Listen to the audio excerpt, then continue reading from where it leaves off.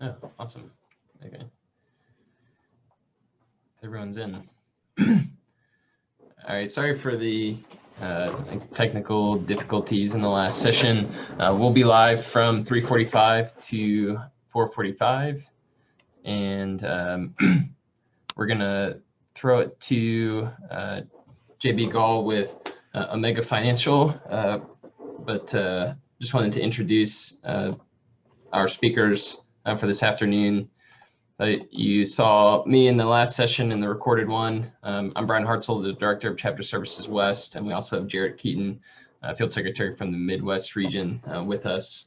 So we'll be talking through some budgeting, collections, some financial reporting, but first we'd like to invite JB Gall to share with us a little bit about Legacy Financial.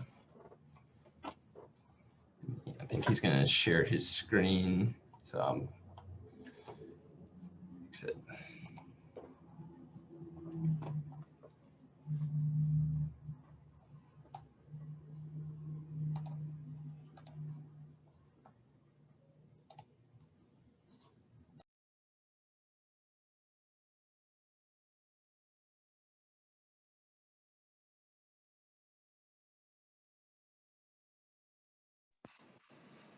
All right, can you all hear me? And can you see me?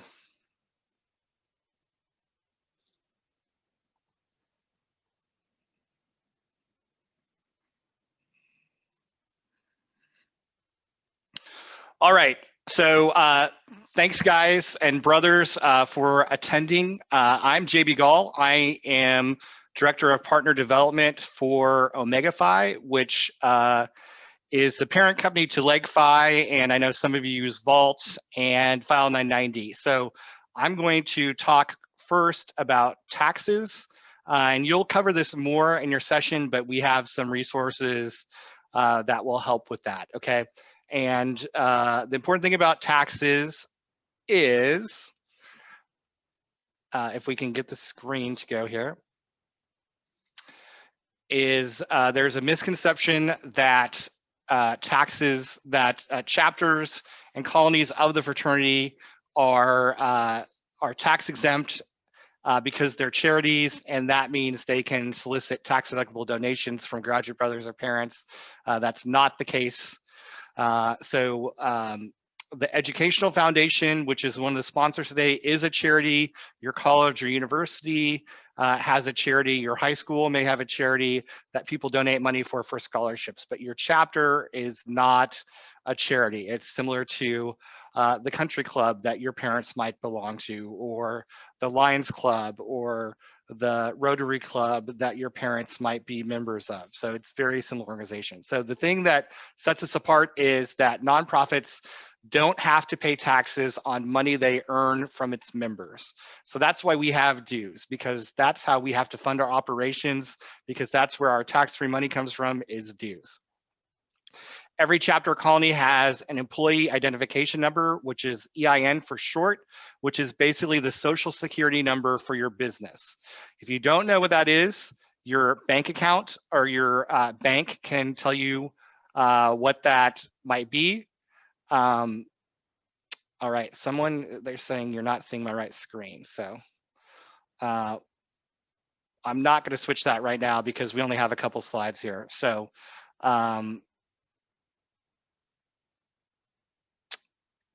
anyway, so your EIN is your social security number for your chapter. Some states like Missouri, sales tax is waived for nonprofit organizations, maybe in Indiana too, but not all states. Every chapter and colony must file the 990 return, and if it's revoked, then you need to get it reinstated. We'll talk about that in a minute. Here are the types of returns. If you're a newer group, a colony, or a smaller chapter, and you earn $50,000 or less, then you file the easier one, the 990N, sometimes called the postcard return. You can file, all Phi Gamma Delta chapters can file for free at file990.org. If you are a unhoused chapter, but probably 50 to 100 members, then you probably have to file the 990EZ. Again, you can file that for free at file990.org. And then if you have to file the full 990, if you're a big chapter or a big house chapter, then you have to file the full 990, which is what the fraternity and what the foundation files. Then you go to the full 990. I can help you with those if you need. You'll see my contact information throughout the presentation. So let me, I'm going to stop sharing this screen, and then I'm going to reshare my screen here on my email.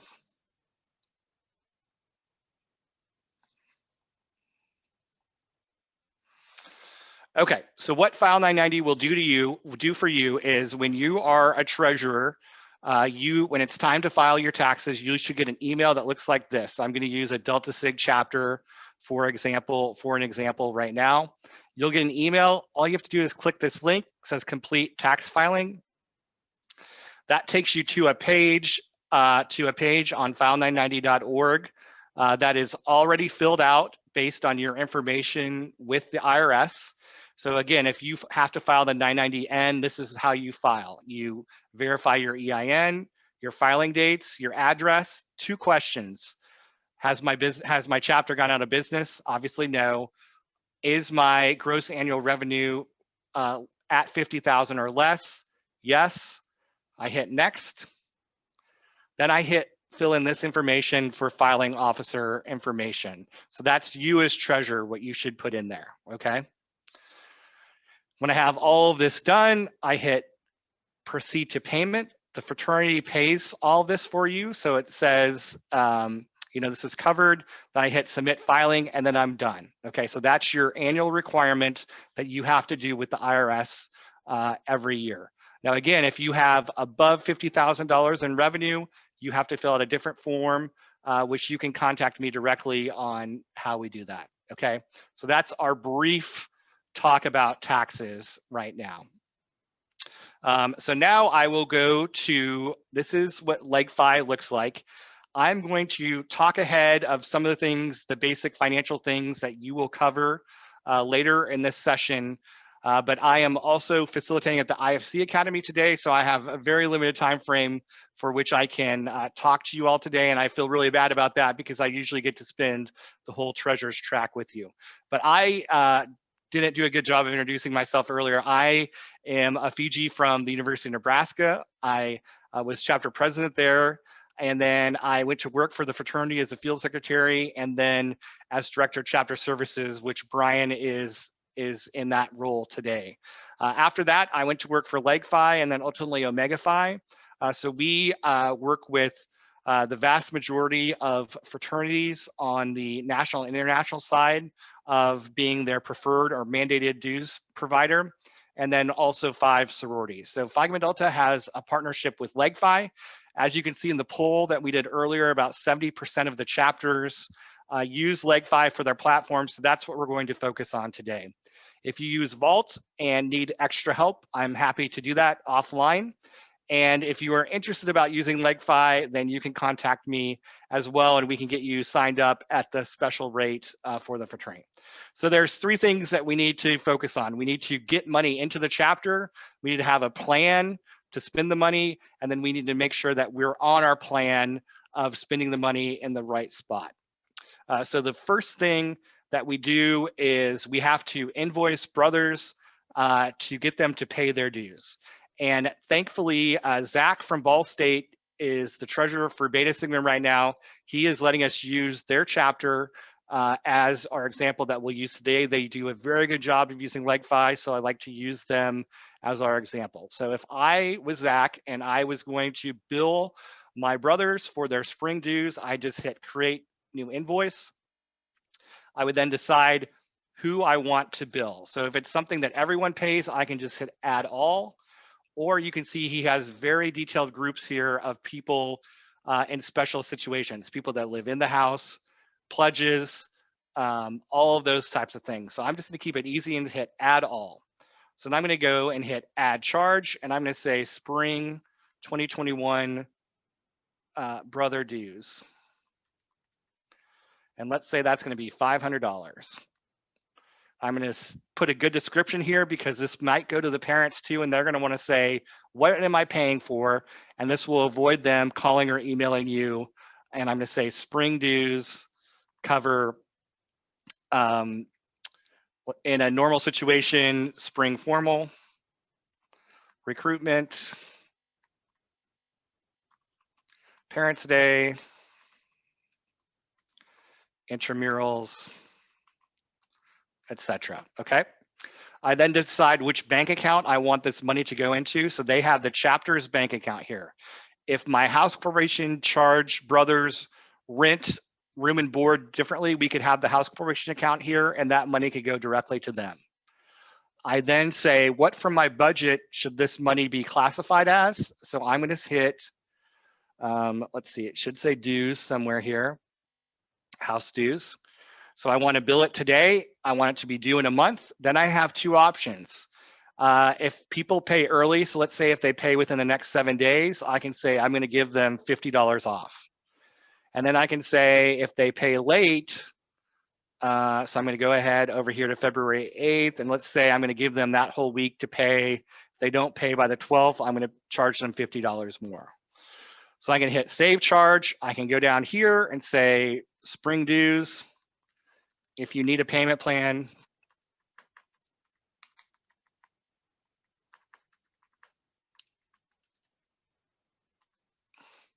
then I can hit preview invoice, and it is going to show me an example of what the email that looks like that every brother will receive.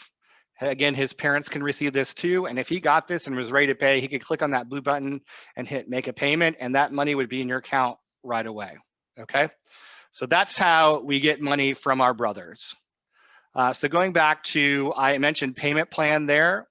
Let's say a number of brothers say, I can pay, I just can't pay it all in one setting. Can I go on a payment plan? Yes, that's totally easy to do. So I'm going to invoices. I'm going down here and clicking on outstanding invoices. So these are invoices that have been charged, but have not been paid yet. And so I can see that Ivan he's actually on a payment plan right now, but let's just say these three people all want to go in a payment plan. So I chose those two people, the amounts are the same. I'm gonna go up here, I'm gonna go here to actions and hit payment plan.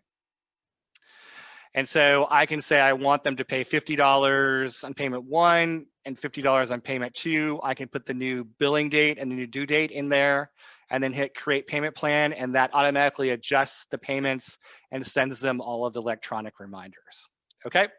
So very easy to do. So that's how you get your money from your brothers. Now, the second important thing is a budget. So we need a plan to spend our money, okay?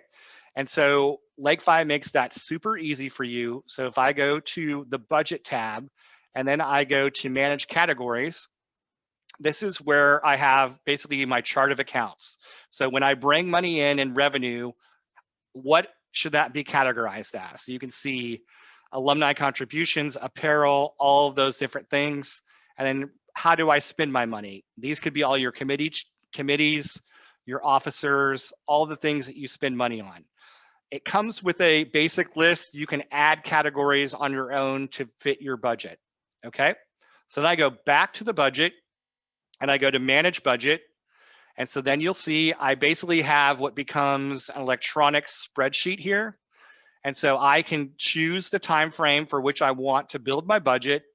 And then I have all my income categories here and then all of my expense categories. So you can see that Zach has gone in here. He plans to spend $200 a month for Brotherhood, for social, and then for house manager. So he has allotted some things in here for those. And if you just want to budget by the semester, that's fine. Just put amounts in January and in August. So we could help him out here and say for house dues, we expect to get in February, let's just say $10,000 in revenue. Okay, so I save that. That's updated. So I go back to budgets and then I go to this page. If I have categorized things properly, I get a live budget versus actual report. So here's how much I've budgeted and here's how much I've budgeted to receive $10,000 in dues. I've received $500 so far. So you can see my progress. Over here, I've budgeted to spend all this money on these different committees, but I haven't necessarily spent anymore. So how do I get this expense area in my map to spend money? How do I get that done? Well, in the old days, we would all use QuickBooks or something like that, and we'd have to go in and log a receipt, and it would take forever. But with LegFi, I can go over to transactions, and if I have linked my bank account that the chapter uses, then over here, you will see I have a lot of deposits here, but over here, you'll see I have debits coming out of the account. And so Zach has done a good job. They had a debit on December 6th that was for $353. And so he already, it probably had some very generic bank description here, but he changed it to home improvements. And then down here, you can choose from your expense categories on your ledger, what was it for? So he went ahead and chose, I'm just going to change it and he can come back and fix it, but for house improvements, okay? So you don't have to worry about logging receipts. This will all come over for you through the LegFi platform. So once I do that, then you can see, then it will automatically update my budget versus actual. But since that was in December of last year, it's not going to show up on this page unless I go here and then adjust it to January to December 2000 and then filter, and then it will update here. So that's kind of the quick main three things that you need to know for this. We obviously encourage the brothers to pay through the LegFi platform. They can pay using sending in a paper check. They can pay with a credit card or debit card, or they can pay with their online bank account. So logging in through LegFi, linking their Chase account or their Bank of America account. So you can see over here where it says bank account, that person logged in and paid, and I'll show you how you do that. So let's say I was going to make a payment, and then I was going to pay all of these things that I owed. So I could go in here, add new checking account. I'm going to type in Chase. And so this little portal will come up that looks like I'm logging into my Chase account. So I log in with my Chase account. It will link my bank account there, and then I can pay directly from it. The benefit of having a brother pay from his bank account is that that money transfers for free. If they pay with a credit card or a debit card, there is a 2.9% processing fee with that. So as I'm building my budget and I decide what dues are going to be each year, if you have a lot of brothers who pay with credit card, then you should average the amount up 3% just to make sure you're not going to lose out on that credit card processing fee. All right, so how are we doing on time? We've got about 10 minutes left. I want to have some time for questions. So some other things that we'll talk about: collections. So a lot of you have brothers in your chapter who have not paid, and that's a common problem. And Brian and Jarrett will talk about some strategies that can help you prevent that. LegFi helps out a lot. So if there are people who owe money in the chapter, I can go to past due emails. I will have a list of people who are past due in the amount here. So I could just say I'm going to add all of them. And I have 2-3 templates of messages that I can send them that it will autofill their names and particulars. And you as treasurer are controlling who these go to, but they're coming from LegFi, so making us the bad guy. And it's saying, you owe money, you need to pay, etc. You can also schedule past due phone calls. These are robocalls. So I can choose who I want to receive the phone call.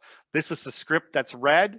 It's sent at 3 o'clock Eastern every day. So if I did it today, since it's already 4 o'clock Eastern, they would go tomorrow.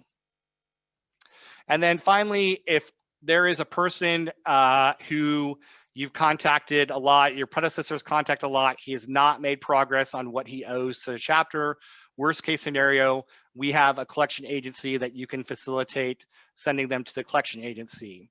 That does cost some money, but again, one of the benefits of doing business with LegFi is when you add a new pledge or a new member on LegFi, they agree to an electronic terms and conditions similar to you when you update your iTunes or Spotify. And part of that is a very basic promissory note that says, I understand I will be charged dues, understand that if I'm late, I can be penalized and subject to collections.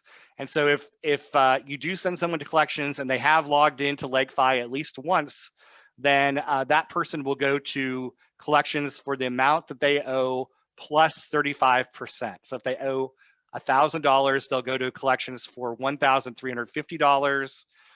That additional $350 should cover the majority of the collection agency fee if the total amount is recovered. If they have not ever logged into LegFi, then a fee will be taken out of the amount that's recovered. The other benefit of a program like LegFi is that it's professional bills. So when you send this information to the collection agency, there is a very detailed record of when were they billed, when have they been attempted to be contacted, all of those things. If you're billing by pencil and paper, or God forbid, collecting money over Venmo, there is no professional transaction data with that, and a collection agency will never take that on and would laugh in your face. So we can talk about Venmo and Cash App a lot, and we'll address that later. But they are great to pay each other for pizza or going out, but they are not a way to collect dues within the fraternity.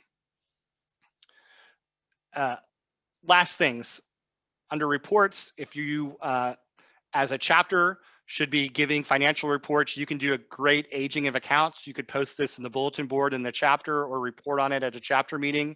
So you have all of these basic financial business reports available to you. Under communications, you can mass text, mass email, do surveys similar to what we've done through Pathable today. Document storage space, so a lot of chapters have their pledge ed, judicial board, all of those things saved here. Electronic contracts or calendars, all of that stuff can be done through LegFi. Communications log is a big thing for the officers. Every invoice, every text, anything that's sent to a brother through LegFi is kept here. So if you have a brother who says, I'm not getting the bills, you can search for him and show him, for example, this isn't one, but I can see up here that Austin opened this email. So if someone says they're not receiving the bills, you can see if was it bounced, was it opened? You can see if he's being truthful or not about him not receiving the bills. Finally, the last cool thing is our crowdfunding events. This is basically kind of our Eventbrite page. A lot of chapters use this. You can see they've done their pig dinner registration through LegFi. And again, you want to use LegFi for this because it's only the 2.9% processing fee on the ticket sales. Eventbrite can charge up to 10% processing fees, credit card fees on those events. So it's a waste of money to do that. So you can set your pig dinner up. It's very similar to a Facebook page. And then ultimately what you get is a link at the top that you can put on a website, put in an email, put in a text for the brothers to come and buy their tickets for pig dinner. Fundraisers are very similar. This is our equivalent of the GoFundMe page, I think. So it looks like they maybe had an idea to do a fundraiser for new washers or dryers. We've had small scholarships, small living room redecoration. Again, use this instead of GoFundMe. GoFundMe charges huge fees too. Finally, is merchandise. I know a lot of the online t-shirt companies have their own websites. If you wanted to sell a polo or something for homecoming or Parents' Day, you could upload that and have them buy their apparel through LegFi. All right. One thing again, I was talking about Venmo and then the taxes. I present at all fraternity and sorority conferences, in person when we used to a lot, all summer and all winter. But I have a lot of first case scenarios where we had chapter treasurers who accepted dues payments through Venmo. And then 3 years or 4 years later, they were, as a 25-year-old, getting audited by the IRS because they had all this income coming to their personal bank account. and they ended up having to pay taxes on that because the IRS considered that income. And so I don't want to put you, as your brother, I don't want to put you in that situation. And so if you are using Venmo in any ways in your chapter for official dues payments, I would highly recommend you to stop. It's against our risk management policy. It's against the policies of the fraternity. And so I would just highly encourage you to stop that today. So that's all I have for this presentation. If you, let's see, I want to stop sharing, and I will bring back the Pathable thing to see if there have been any comments. So if anyone has any questions, Brian, I'm not sure how we facilitate questions, but I can help with questions right now if there are any. Yeah, I think they can post in the Pathable one. We've got one from James from Michigan State who asked, where does the money go that is sent into LegFi? Can we add multiple different bank accounts to send money, say for housing or dues, going into separate bank accounts? And then I'll see if there's any others. Yeah, so that is a great question. And Michigan State at one point did use LegFi, but so right here, so the chapter has, for Ball State, they have just their chapter bank account on here. All right. And so what happens is when someone pays, for instance, this person, Nick, paid with a credit card on January 1st. And so he paid $100, and you can see that if I go over here to pending, so I can see that this person paid on the 4th, and then that money will be available on the 13th. When people pay by credit cards, it takes 2 full business days to transfer. If they pay with a bank account, it can take up to 7 business days. That's not us holding the money. That's how money works. So Venmo, it seems instant, but they're actually fronting the money to you when they do that instant transfer. Literally bank, if you write a check or send an e-check, like it takes 7 full business days for between the banks for that to happen. So that's why bank accounts, they're free, but it takes a little bit longer for the money to transfer over. So that's why it's imperative in the fall, and maybe even in January, especially the fall, right when you come back from, right when classes start, you usually have fall recruitment. You need money to fund that. So it's important to bill your dues either for the fall or for the year in July or at least early August. So you have time for that money to hit your account to fund the to fund your fall operations. But so yes, if I had my house corporation account, I could add, a house corporation officer could add that here. And then when I invoice people, then I could, I showed an example of how I did the dues, but then I could go in and choose the other bank account. And for people that owed rent, I could do rent charges. And that money then would go directly to that house corporation account and not to the chapter's main bank account.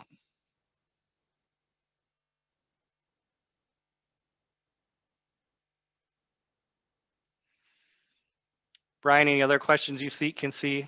Yeah, so we have a couple about Venmo. So during recruitment, we do a lot of one-on-one hangouts with P&Ms. We give our brothers a $20 to $25 budget, and they can go get food and get to know the P&M. Are there any foreseeable problems with using Venmo to refund the brothers that smaller amount of money? I hate to get so specific. In my opinion, it's very difficult to have Venmo hooked up to a business account. And then if you're collecting payments, then the processing fee is higher than the 2.9%. So yes, I know it makes it difficult to, if I was going to be strictly by the letter of the law and to the spirit of the policy, I would use my online banking, my chapter banking, online banking account. You could add your brothers as payees and reimburse them through that. Similar to the headquarters staff uses Chase Bank, and it, reimburses its employees through, a Chase quick pay transfer. And I would have to say that's my official position I would have to give to you. We got one. When exactly is the Form 990 due to the IRS? Great question. So this is a little bit, so your personal taxes are due on April 15th every year, right? So that's 4 months and 15 days after the new year starts. At most, the headquarters, the international fraternity uses a fiscal year of July 1 to June 30th. And so we want most of the chapters to be on that similar fiscal year. So technically, most chapters fiscal year ends June 30th. And I like that because that kind of falls with the academic year too, all right? So the 990 is due for most chapters on November 15th because it's 5 months and 15 days after the close of the fiscal year. So if your fiscal year for your chapter is on a calendar year, then it's due on May 15th. So for the majority of the chapters, their 990 is due on November 15th. Summit will be due on October 15th. Your info for your chapter, and I think we need to re-upload the new treasures on it, but you should get an email from file990.org when it's time to, the Monday after it's time for you're eligible to file, you'll start getting an email from us. And if you're eligible for the 990N or EZ, then you can just go ahead and start that process. The field secretaries also, when they visit your chapter, should talk to you about the 990. They have a dashboard when they can see when your 990 is due, and they should be asking you for a copy of your most recent filing. So you can talk to your field secretary, or you can message me after the meeting about when your fiscal year is up, and I can give you data on the last time you filed or when you're supposed to file.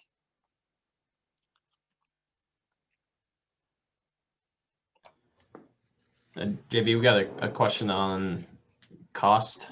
On the website, it says $4 to $5. Is there any Phi Gamma Delta special? Yep. So Phi Gamma Delta is a dollar off both of those. So it's $3 and $4. So $3 for all digital, which most of the chapters are on. So that means they get a digital email statement on the 15th and the 3rd of each month. Some chapters, the bigger chapters, with houses and things like that, sometimes prefer to have a paper statement sent to the home address. So that's $1 more. So that's the $4 a member, a person a year or a month. And so, but the majority of our chapters are on the all digital plan.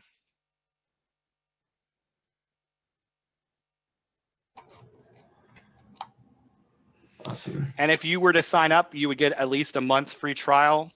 So you can try it, see if it works for the spring. If not, you can cancel after a year, or before the free trial ends.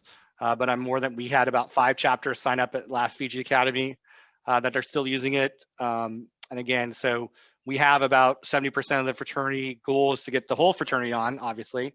But if you're interested, then we can do a more in-depth, individual meeting via Teams or GoToMeeting.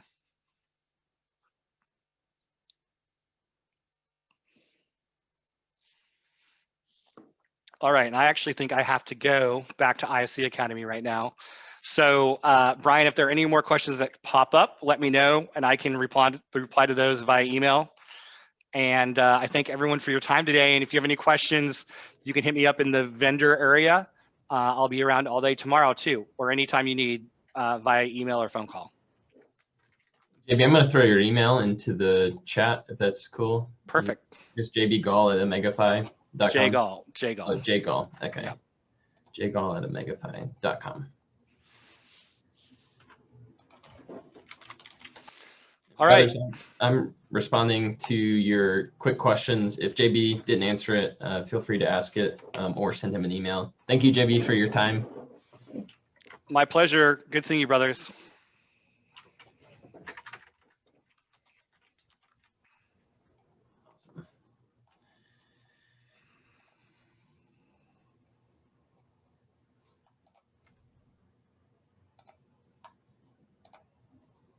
All right, Jared, I'm going to throw up the PowerPoint slides and I'll throw it to you.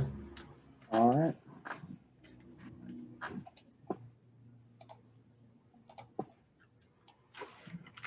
And just tell me when I need to advance it. All right. I think you might be able to go ahead. So yeah, guys, welcome to block 2 of the chapter treasurer track. I know it's been kind of a messy day. It's been a lot of technical issues, but I think we should be good from here on out. Hopefully, I'm not going to jinx anything.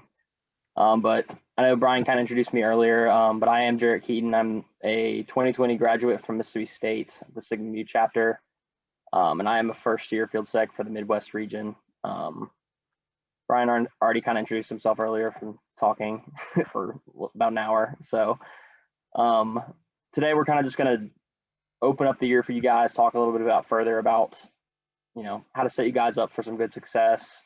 Fortunately, a lot of the adjustments we were forced to make last semester have become a little bit more familiar with to some of us in some chapters. So I think this semester will hopefully go a lot smoother than the last one.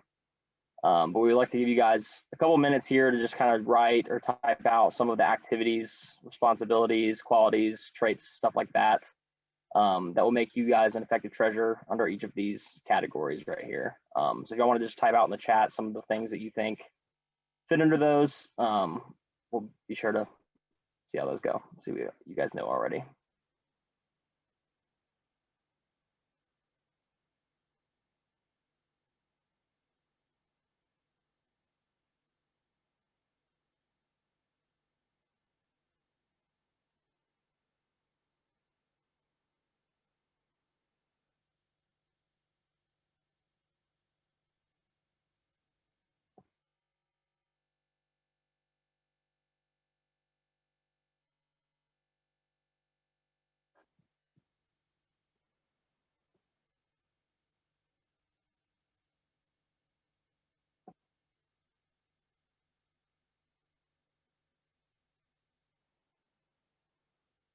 Definitely bravery.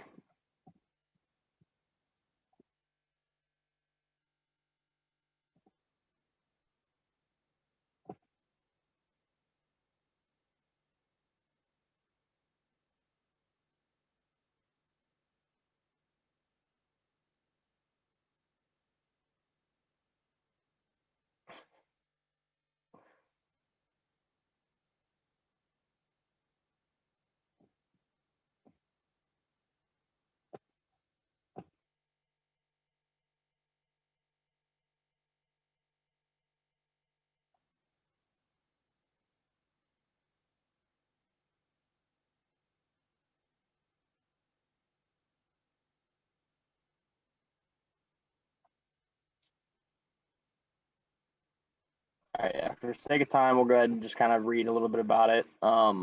So some of this will kind of be reiterating what Brian was talking about earlier this afternoon. But really, your main role that everyone thinks of when you're talking about this position is to serve as the Chief Financial Officer, otherwise known as CFO. It's really just important to be familiar with all aspects of chapter finances. That includes, what's listed right there, creating and following your budget, collecting dues, maintaining good communications with your bank and your members, just kind of being clear and transparent with everybody. Secondly, since there's not really a designated vice president position in Phi Gamma Delta, you are pretty much serving as that position, making you be the de facto VP. So the role here is to kind of just support the president and be ready to step in for the president if he is, like out of town, not present or something like that. It's good for you to be able to challenge perspectives, respectively, of course, of the cabinet and give valuable insights. Kind of leading into the next portion. You're also a member of the cabinet. So like within this role, you are expected to uphold the standards of the fraternity and kind of do that every day, just through your modern everyday rituals.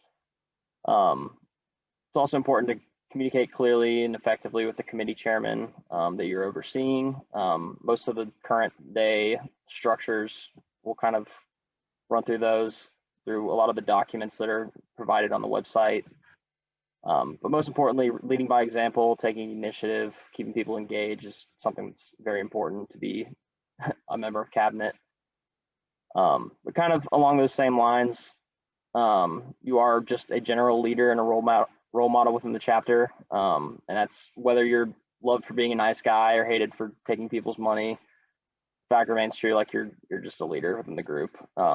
So actions really speak louder than words, as it says right there, especially handling people's money. A lot of you guys in the larger chapters are handling budgets worth hundreds of thousands of dollars. I don't know, maybe some of y'all's touch $1 million, but I know there's a lot of groups that see a lot of money coming through. So that's a responsibility that people are trusting you to oversee. So just fulfill those responsibilities and do what you ask of others. Not be a hypocrite when it comes to that. Yeah, we can go to the next one. I was just gonna say, if you think about all the things that you do in your role as treasurer, like this is it. If you're looking to update your resume and talk about what you do as treasurer in interviews, you can pretty much copy and paste some of this stuff and expand on it a little bit more in your resume. This is like a pretty good, succinct picture of all that you'll do in your time. Jarrett, you just want me to click all these? Yeah, it's fine. You can go ahead and put them up. So what exactly does the treasurer do? So these are just kind of a few of the highlights of the roles and activities that the treasurer will take on over the course of the year. These can all be found on the chapter treasurer description on the officer nuts and bolts document that's on the website. But I'll kind of run through these and just hopefully you're at least somewhat familiar with what these are from transition or semester's worth of experience for some of you guys. So the main roles are familiarizing yourself with chapter accounting procedures, assuming the responsibility for all chapter funds as the chapter's representative, educating each member and new member about his financial responsibility to the chapter, collecting all monies owed to the chapter, paying all bills promptly and in the full amounts. I know some people kind of try to take the short route and just pay portions at a time, but it's always good to stay ahead of schedule if possible. And then working with all officers and committee chairmen concerning the finances and budget limitations of their area of chapter operations. So he'll supervise the activities of the committee chairman that will have that financial impact. So some of the required activities, as we talked about earlier, a lot of these are mandated by IHQ, required. So preparing an annual budget and submit to IHQ, that's always a big thing. It will usually go either through your field secretary or through Amy. You can kind of communicate with her for a lot of the payments and invoices and stuff like that. Then preparing an annual financial report, that's also another thing you'll talk about with your field sec. And then also having, and this is one of the things that from my experience, I've seen that a lot of people aren't familiar with, is having an independent qualified source review the chapter books and submit the annual audit form.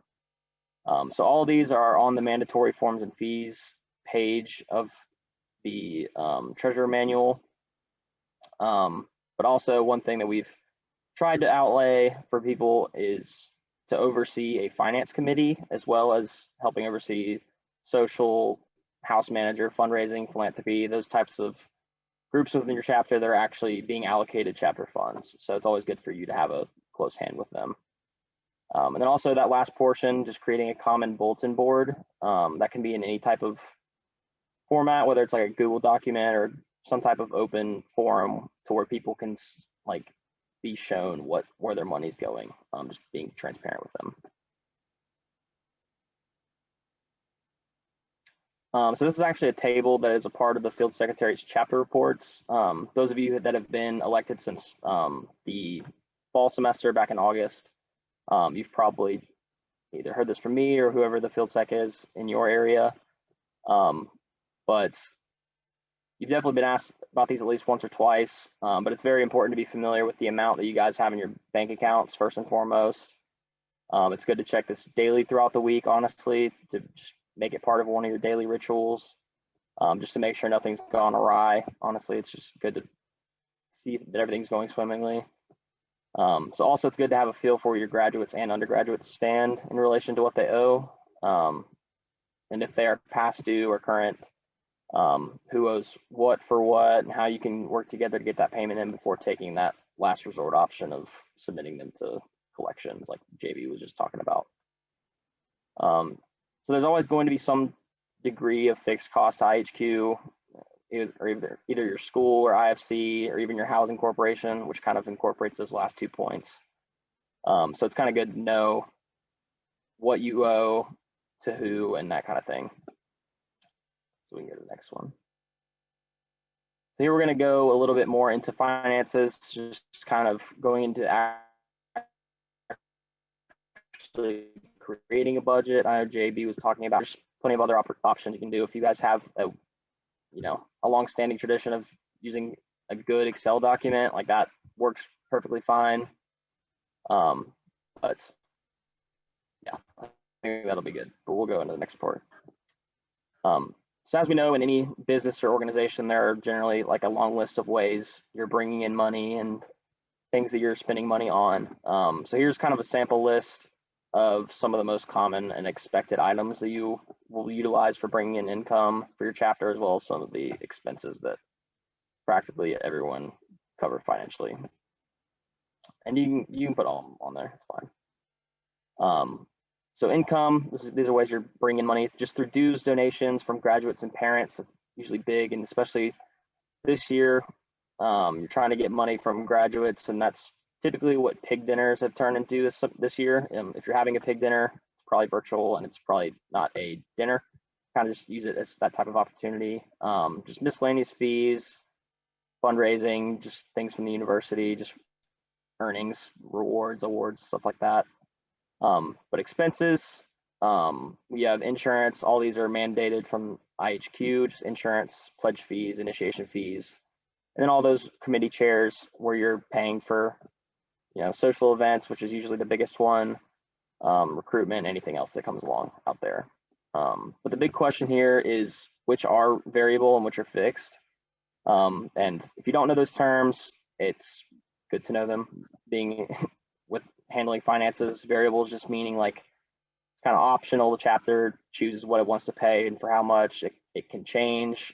And which are fixed, meaning they're just kind of established as expenses that will likely not change, whether in value or presence, things that are just be kind of established. So the items that are starred are things that are considered fixed expenses. Everything else is kind of up to you guys to what you want to pay, how often you want to pay it, just kind of pretty much what you want to spend your money on. So, what do we need to do? What do we need to know in order to do all that? We can go to the next slide and figure it out. But before I really go into it, I was like, one of my big concerns when I was taking over as treasurer at Sigma Mu was like, how can I possibly know how much money we will need to spend for all these different categories? Like, I just didn't know. Like, that was one of my biggest concerns for the first few weeks. But fortunately, I got some good explanations from some of my predecessor and like some of my advisors that helped me up for good success. Like, in order to create an accurate budget, all the items listed here can be used to create a really good plan for the year. So hopefully you guys have all been blessed with with following the footsteps of a helpful predecessor, especially in the treasurer role, but if not, just on cabinet in general. But I know some of you guys have not been put in a great place, but that's completely okay. You may feel like you're going into this position kind of blind. I honestly felt that way, even though I did have a good predecessor.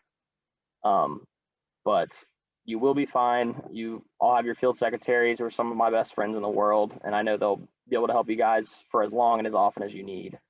So you have all the resources under the finances tab that Brian touched on a little bit earlier. And hopefully having your advisors and past officers that you can fall back on, that'll be a good resource for y'all. But you guys can start the trend here of, establishing a good transition for the future. But in addition to those, for creating a budget, you can really just use any and all past budgets to see what a general dollar amount you guys were allocating to what committees. You can use your financial records, bank statements, receipts, advisors, and utilizing a calendar for upcoming year, just from all committees that will be allocated funds for their activities. Go to the next one. So this one's kind of just a list of benefits for creating the budget and how, like, following it. So going from creating the following, you've really already knocked out the hardest part of the whole position. Creating the budget can definitely be the most difficult or leave you the most unsure part of the whole thing. So there are both short and long-term benefits, as you see here. But honestly, the simplest and most helpful thing is that it literally just makes everything so much easier once you've done that hard part. Everything becomes a lot clearer, a lot safer financially and legally, and then efficient, and then all tasks regarding finances become a lot easier to complete. That ultimately leads to preventing wasted money. You guys know where everything's going, you know where everything is. And ultimately, it'll honestly just make you better, make you look better. It will make you a better treasurer. And that's all I have. So I'll pass it off to Brian.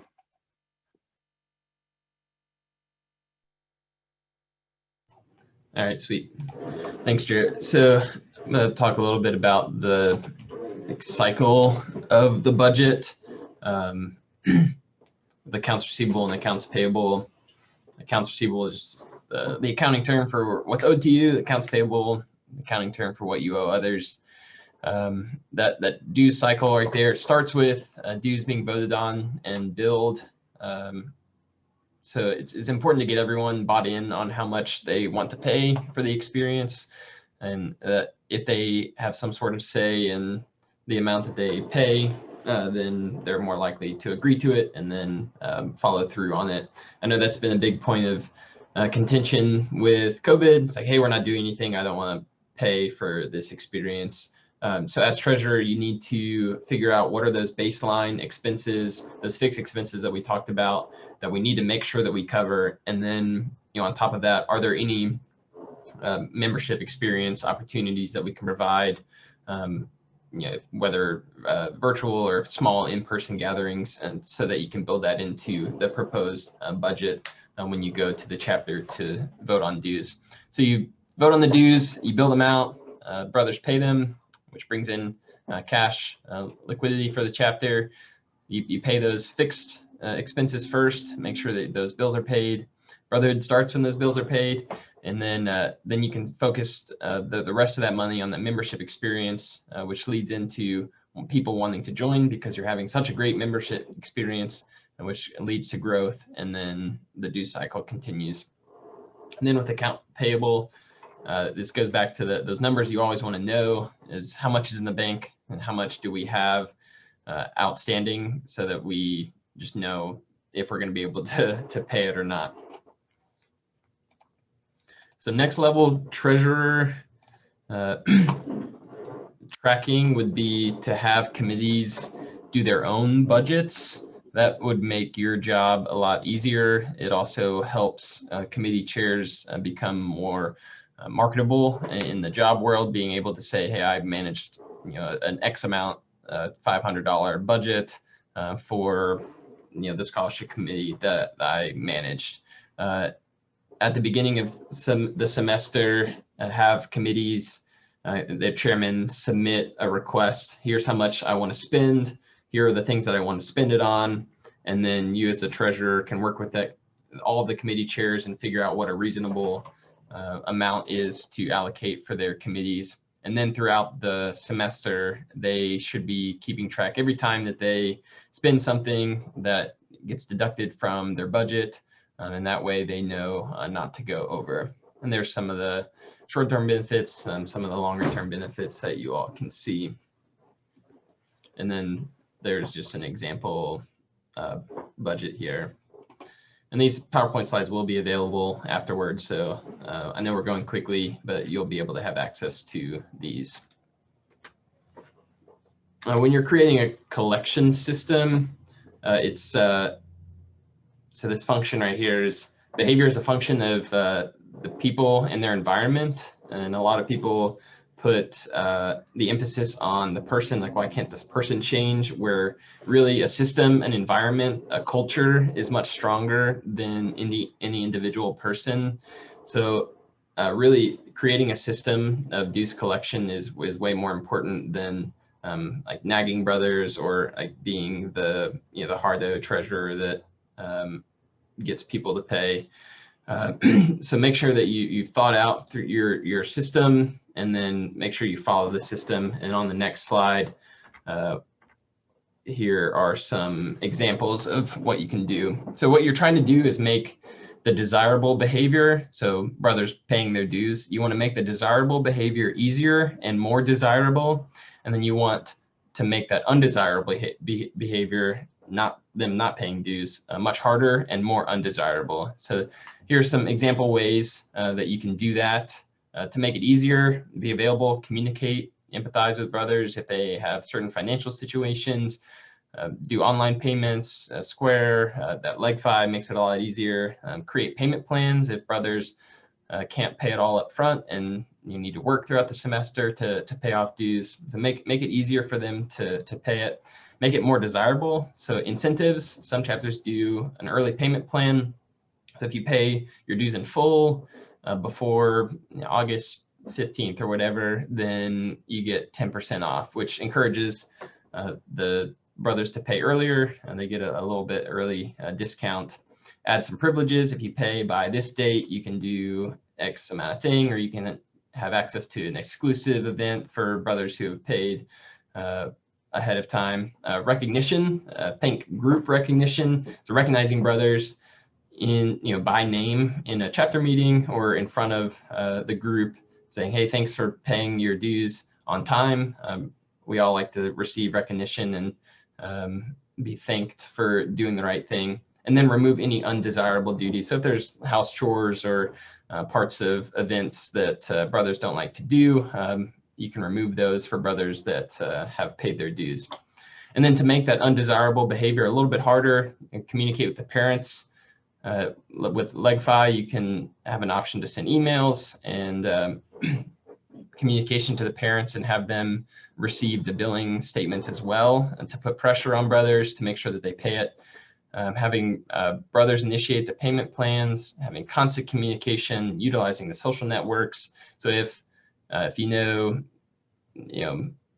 Billy is struggling to pay, but he's good friends with two other guys that have already paid, and then you can go to those friends and say, hey, can you check in on Billy, make sure that he's paying, knows the importance of paying off the dues, because nobody likes a loafer or a mooch. So you want to make sure to utilize those social networks.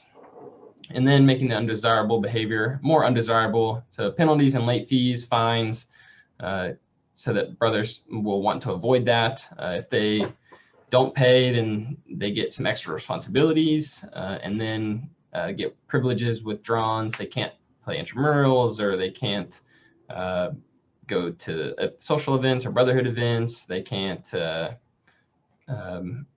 they might have extra study hours or something like that, because if they get to attend everything and they're not paying, why is it fair for if I'm paying and I get to go to this, why does somebody who's not paying get to go to that as well? And then also negative consequences, and then add any undesirable items. So more chores or more like I said, study hours, something that brothers would want to avoid, and so they would pay their dues in order to avoid that. And it looks like we're running right up on 4:45, so this will be the last slide, and then I'll throw up our contact information for one more time. Transitioning the books. So as I mentioned in the block 1, you may have gotten transition light, where the previous treasurer may have given you the bank accounts and maybe an Excel sheet and say good luck, or they give you the legacy financial login info and say, all right, good luck, you can figure it out. What you want to do is remember all the good things you got from your transition, and then remember as you're going throughout the term what you may have missed in the transition, and then build the transition for the next person to create a more efficient chapter so that you don't have to reinvent the wheel. I did want to go through the annual financial report. That's not due until September. So if you have any questions on how to do that, I'm happy to do a walkthrough for you all, as well as going through the audit. Just send me an email, bhartzell@phigam.org, and I can work through that with you. It's the 4 basic accounting statements that need to be done every year, and I can help you walk through those. So just send me an email, text me, whatever, and I'll be happy to work that out with you. So I'll go ahead and end it there. If you have any questions, feel free to stay on a little bit if you want. If not, I think the next session is in 5 minutes, maybe 10 minutes with Jim McCloskey. So enjoy your little break, and we'll see you back on in the big session.